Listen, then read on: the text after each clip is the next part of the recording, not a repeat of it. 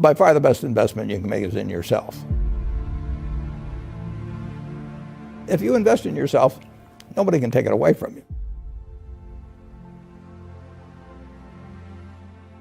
If I gave you a car and it'd be the only car you get in the rest of your life, you'd take care of it like you can't believe it. Any scratch, you'd fix that moment, you'd read the owner's manual, you'd keep a garage and do all these things. And you get exactly one mind and one body in this world. And you can't start taking care of it when you're 50.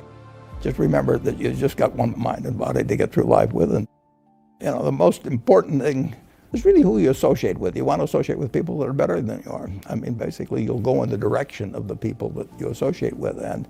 And you want to have the right heroes. You want people, if you want to emulate somebody, you better pick very carefully who you want to emulate. And when, obviously, you can't pick your parents. They're going to have an enormous influence on you, but you don't get a choice on that. But you get choices as you go down the line. And you want to copy. And the most important for most people in terms of that decision is their spouse. It's also important in terms of a partner in business, but the partner in life is the most important one. You want to pick a spouse that's better than you are. Biggest mistakes people make when investing?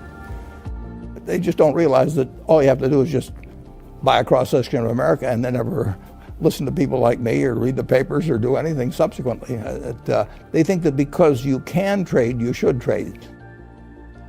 You buy a farm, you buy an apartment house, you can't resell it tomorrow. Now you get something handed to you, liquidity, which is instant. You can sell, and the cost of doing it are pennies, compared to other kinds of investment activity.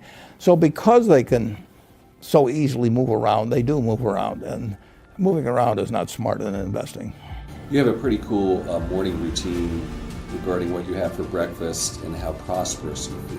What is that? I eat exactly what I like to eat. If somebody offered me a deal when I was 20 and said, you're going to live 1 year longer, instead of living to 88, you'll live to 89 or whatever it may be, if you eat nothing but broccoli and Brussels sprouts and onions and all these things. I just said, I'll take the last year off. It probably won't be that good anyway. So I eat exactly what I like to eat. Is business school worth it? Depends on the person. And, much more than it depends on the school. Some people are going to get a lot out of advanced education, and some people are going to get very little. And I don't even think it's important that every person go to college at all. We have all kinds of jobs at 70 or so thousand a year, 80,000 a year, that college training is not of use. And I actually was not keen on going to college myself. Yeah, my dad kind of jollied me into it. He could get me to do anything, but I knew I could have a good time. I liked investing, and I could read the books. It's a big commitment to take 4 years, and the cost involved, and maybe the loans involved, and everything. I think depending on what your interests are in life, I don't think it's for everybody. I think it's for a lot of people. But there ought to be a reason you're going, and I didn't really see much reason.